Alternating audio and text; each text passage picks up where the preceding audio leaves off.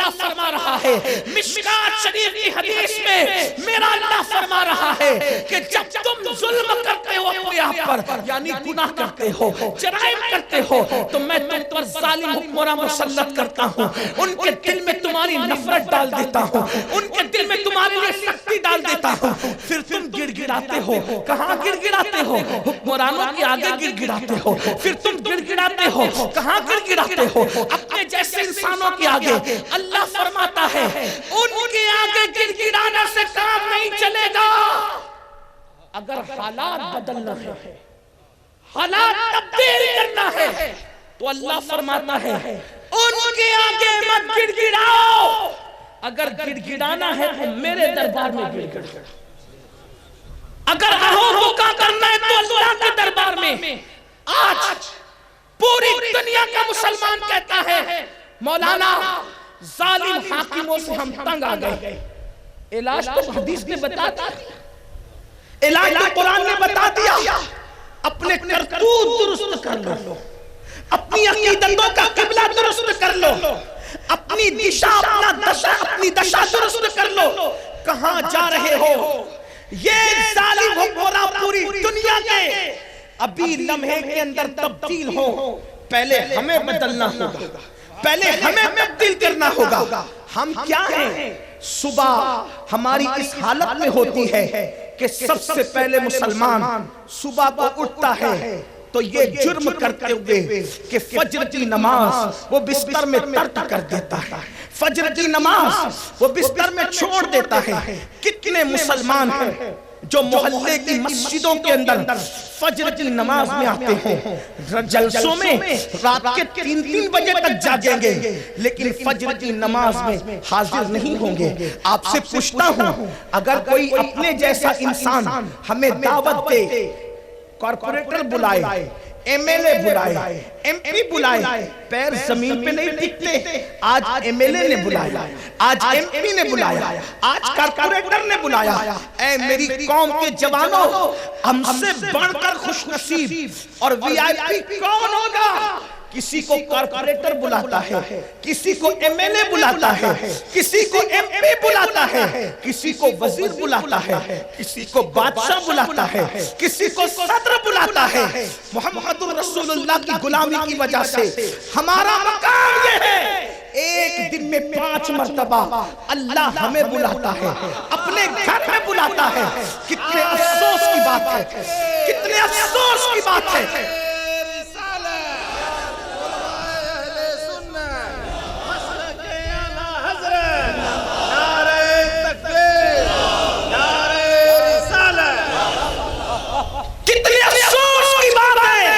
سب کے بلاوے پر اترا کر جانے والوں ایک دن میں 5 مرتبہ میرا اللہ ہمیں اپنے گھر میں بلا رہا ہے اپنا مہمان بنا کر بلا رہا ہے افسوس سب کے پاس جانے کے لیے وقت ہے رب کی بارگاہ میں آنے کے لیے وقت نہیں سب کے پاس گڑ گڑانے کے لیے وقت ہے رب کی بارگاہ میں گڑ گڑانے کے لیے وقت نہیں اور میری قوم کے جوانوں اگر صرف سننے آئے ہو ویڈیو بنانے آئے ہو فوٹو لینے آئے ہو تو میں تم سے کچھ نہیں کہتا اور اگر اپنے مسائل کے حل کے لیے آئے ہو جس میدان میں اتنی بڑی تعداد میں جوان جمع ہو جائیں اور اگر دل پہ بات لے لے ایک جوان کے بدلنے سے پوری دنیا میں انقلاب آ سکتا ہے اگر ہزاروں جوان اگر اپنے آپ کو تبدیل کر لیں میرا اللہ کیا فرما رہا ہے یاد رکھنا میرے اللہ کی بات کبھی جھوٹی نہیں ہو سکتی میرے خدا کی بات کبھی جھوٹی نہیں ہو سکتی میرے نبی کی بات کبھی جھوٹی نہیں ہو سکتی اللہ اکبر اللہ فرماتا ہے قل صدق اللہ اے محبوب فرما دو اللہ سچا ہے آؤ نا سب کی باتوں پہ یقین کر کے دیکھا ذرا رب کی بات پر بھی یقین کر کے دیکھیں ذرا رب کی بات پر بھی عمل کر کے دیکھیں اللہ فرماتا ہے تمہارے حالات کسی کے آگے گڑ گڑانے سے نہیں بدلیں گے اچھے دن لیڈر نہیں لا سکتے اچھے دن خدا لائے گا اچھے دن رب لائے گا لیکن اپنے آپ کو بدلو تو صحیح اپنے آپ کو تبدیل تو کرو میرے بھائیوں راتوں رات کروڑ پتی بننے کے چکر میں آج میرا جوان جوا کھیل رہا ہے، جوے میں ڈوبے ہوئے ہو. کیا تمہیں نہیں پتا؟ اللہ اکبر. میرے اور تمہارے نبی نے فرمایا میرا جوان جنگلی رمی کے چکر میں، جوے کے چکر میں، موبائل گیم کے اندر مبتلا ہے. گھنٹوں گھنٹوں موبائل گیم سے لے کر کے بیٹھے ہیں. ماں بلا رہی ہے، آنے کا تیار نہیں. باپ آواز دے رہا ہے، سننے کو تیار نہیں. اسکول جانا ہے، کوئی دلچسپی نہیں. کالج میں پڑھائی کرنا ہے، کوئی دلچسپی نہیں. کسی کی کوئی فکر نہیں. گیمز گیمز اور گیمز. اللہ اکبر. بعض گیمز تو ایسے ہیں کہ اس کے اندر باضابطہ طور پر شرک ہے، بعض میں کفر ہے. اللہ اکبر. مسلمانوں کیا ہو گیا تمہیں؟ اللہ اللہ. مسلمان مر جاتا تھا لیکن کبھی ایمان سے ہاتھ نہیں دھوتا تھا. مسلمانوں کے ٹکڑے ٹکڑے کر دیے جاتے تھے لیکن مسلمان کبھی دین سے دوری اختیار نہیں کرتا تھا. آج کیا ہو گیا؟ گیمز کے ہاتھوں اپنا ایمان برباد کر رہے ہو، گیمز کے ہاتھوں اللہ رسول کو ناراض کر رہے ہو. اللہ اکبر. میرے اور تمہارے نبی نے فرمایا جس نے جوا کھیلا گویا اس نے اپنے ہاتھوں کو سور کے خون میں رنگ لیا. اور جب جوا کھیلنے والا قیامت کے دن اٹھے گا تو اس کے ہاتھ سور کے خون میں رنگے ہوئے ہوں گے. اللہ اکبر. ذرا سوچو تو صحیح. علماء کرام سے مصافحہ لینے کے لیے کتنے تڑپتے ہو، بے چین رہتے ہو. ہونا بھی چاہیے کیونکہ مصافحے کی برکت ہے. ایک بادشاہ مر گیا ظالم، اس کو کسی نے خواب میں جنت میں ٹہلتے دیکھا. اللہ اکبر. تو کہا او اللہ کے دشمن تو جنت میں کیسے آ گیا؟ تو وہ کہتا ہے میں نے امام حسن بصری کے ہاتھ چومے تھے، اسی کے صدقے میں اللہ نے مجھے جنت عطا کر دی. اب آپ مجھے بتائیں کہ علماء کے، اولیاء کے، بزرگوں کے ہاتھ چومنے کی برکت یہ ہے. اللہ اکبر. مجھے بتاؤ جب قیامت میں اللہ کے رسول ہمارے سامنے آئیں گے تو کیا ہماری تمنا نہیں ہوگی کہ ہم حضور کے ہاتھ چومیں، حضور سے مصافحہ کریں؟ اور آقا نے فرمایا بھی صلی اللہ علیہ وآلہ وسلم کہ قیامت کے دن میں اپنی امت سے مصافحہ کروں گا. لیکن اللہ اکبر جب میرے آقا قیامت میں اپنے غلاموں سے مصافحہ کر رہے ہوں گے اور وہ جوان جنہوں نے جوا کھیلا ہوگا اور جوے کی وجہ سے ان کے ہاتھ سور کے خون میں رنگے ہوئے ہوں گے تو کیا وہ اپنے نبی سے مصافحہ کر سکیں گے؟ کیا وہ اپنے آقا سے مصافحہ کر سکیں گے؟ نہیں نہیں، ہرگز نہیں. آؤ اللہ کی بارگاہ میں گڑ گڑائیں، آؤ اپنے گناہوں سے توبہ کریں. حالات بدلنا ہے. کوئی کہتا ہے کسی نے کچھ کر دیا، کسی نے کچھ کر دیا، کسی نے کچھ کر دیا. میرے بھائی کسی نے کچھ نہیں کیا، ہم نے اپنے آپ کو تباہ کیا. کسی کے جادو نے ہم کو تباہ نہیں کیا، ہمارے اعمال نے ہم کو تباہ کیا، ہمارے گناہوں نے ہم کو برباد کیا. جادو اتنا نقصان نہیں پہنچاتا جتنا کہ گناہ نقصان پہنچاتے ہیں. کیوں؟ اس لیے کہ توجہ کرنا، جادو کے پیچھے جادوگر کی کوشش تباہ کرتی ہے اور گناہوں کی وجہ سے اللہ کا غضب تباہ کرتا ہے. اور اللہ کے غضب سے بڑھ کر کسی کی پکڑ نہیں ہو سکتی. قرآن کہتا ہے ان بطش ربک لشدید، تیرے رب کی پکڑ بڑی سخت ہے. فرعون کا انجام دیکھو، دولت کے بل پر، دولت کے غرور میں، جوانی کے نشے میں اللہ کے غضب کو دعوت دینے والوں، کیا یہ نہیں دیکھتے اس نے فرعون کو کیسے غرق کیا، اس نے نمرود کو کیسے تباہ کیا، اس نے شداد کو خود کی بنائی ہوئی جنت کی سیر کرنے نہیں دی. اس اللہ کی طاقت کو دیکھو. میرا اللہ فرماتا ہے ان عذاب ربک لواقع ما لہ من دافع، تیرے رب کا عذاب واقع ہو کے رہے گا. اور جب اللہ کسی کو عذاب دینا چاہے تو دنیا کی کوئی طاقت اللہ کے عذاب سے بچا نہیں سکتی. اس لیے اگر آج گناہوں کے اڈوں پر اپنی راتوں کو گزار رہے ہو، اگر جرائم کے اڈوں پر اپنی راتوں کو گزار رہے ہو، یوں ہی تباہی ہوگی، یوں ہی بربادی ہوگی، یوں ہی جو ہے وہ انسان بے چین رہے گا، بے قرار رہے گا. اے میری قوم کے جوانوں اور اے خاتون جنت کی کنیزوں، یہاں اگر عورتیں موجود ہیں ان سے بھی کہتا ہوں کب تک دوپٹوں کو مفلر بنا کے پھرتی رہو گی؟ کب تک پتلے پتلے اور باریک لباس پہنتی رہو گی؟ کب تک شوہر کی نافرمانی کرتی رہو گی؟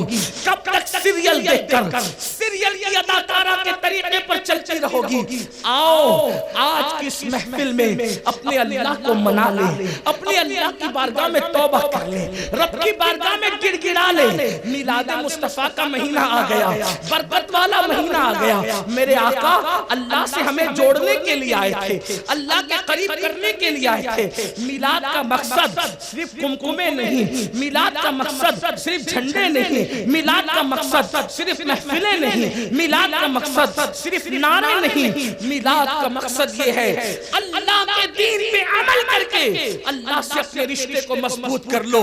بس اپنی گفتگو کو اینڈ کی طرف لے جاتے ہوئے حل یہ ہے پلٹو اللہ کی طرف، لوٹو اللہ کی طرف۔ کہاں جا رہے ہو؟ فَفِرُّوا إِلَى اللَّهِ، دوڑو اللہ کی طرف۔ دو باتیں عرض کرتا ہوں، ایک بات دھیان سے سننا، اگر میرا اللہ کسی کو عذاب دینا چاہے کوئی نہیں بچا سکتا۔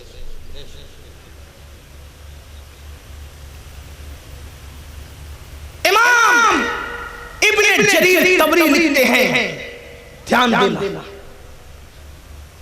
جرم اور گناہوں کی تباہی۔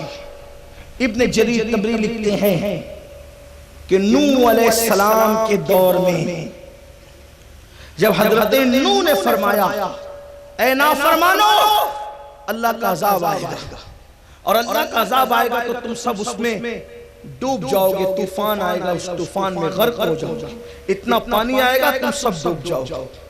چند لڑکے ہوشیاری کر رہے تھے، انہوں نے کہا نوح تیرے اللہ کا عذاب آئے گا، ہم اتنی دور بھاگ جائیں گے کہ تیرے اللہ کا عذاب وہاں تک نہیں آ سکے گا۔ اور وہ بھاگ گئے، اتنی دور بھاگے، ان کو لگا کہ اب یہاں طوفان نوح نہیں آ سکتا، ایک غار میں جا کر چھپ گئے۔ اس غار میں گئے، وہاں ان کو پیشاب لگی، جب پیشاب کرنے بیٹھے تو ان کی اتنی پیشاب ہوئی، اتنی پیشاب نکلی کہ خودی کے پیشاب میں وہ غرق ہو گئے، خودی کے پیشاب میں ڈوب گئے۔ آپ کیا سمجھتے؟ اللہ کی طاقت کو سمجھتے کیا؟ موبائل کے اندر اگر تم گندگی مشکل پاسورڈ ڈال کر کے چھپا کے رکھتے ہو، بیوی سے چھپا سکتے ہو، ماں باپ سے چھپا سکتے ہو، مولوی سے چھپا سکتے ہو، مولا سے نہیں چھپا سکتے۔ رات کی تنہائی میں دن میں سفید کپڑے پہن کے نکلتے ہو، اور اگر رات میں پاپ کرتے ہو، تنہائی میں گناہ کرتے ہو، سب سے چھپ چکے، لیکن خدا سے نہیں چھپ سکتے۔ یہ مکاری کہاں تک، یہ ملحدانہ سوچ کہاں تک؟ اگر لوگ دیکھ رہے ہیں ہم کھڑے ہو کے پانی نہیں پیتے، اور اللہ دیکھ رہا ہے تو زنا بھی کرتے، اللہ دیکھ رہا ہے تو سیریل بھی دیکھتے ہو، اللہ دیکھ رہا ہے تو فلمیں بھی دیکھتے ہو، اللہ کے دیکھنے کا خیال نہیں۔ ارے کوئی زلیخا سے سیکھے۔ جب حضرت یوسف کو زلیخا نے زنا کی دعوت دی تو زلیخا کا بت رکھا ہوا تھا، اس کا بت، اس وقت زلیخا مسلمان نہیں تھی، زلیخا نے اپنے بت کے منہ پہ اپنا دوپٹہ ڈال دیا۔ تو حضرت یوسف نے کہا یہ دوپٹہ کیوں ڈالا تیرے بت کے منہ پہ؟ تو زلیخا نے کہا یوسف ہے تو میرا خدا نا، اتنی غیرت تو میرے اندر ہے کہ میرا خدا دیکھ رہا ہو تو میں اس کے سامنے زنا کیسے کروں؟ اس لیے وہ نہ دیکھے میں نے اس کے منہ پر دوپٹہ ڈال دیا۔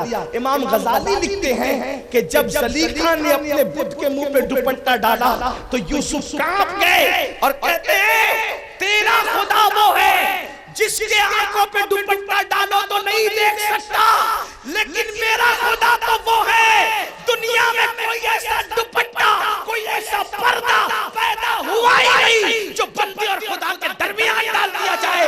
جب تو معبود باطل سے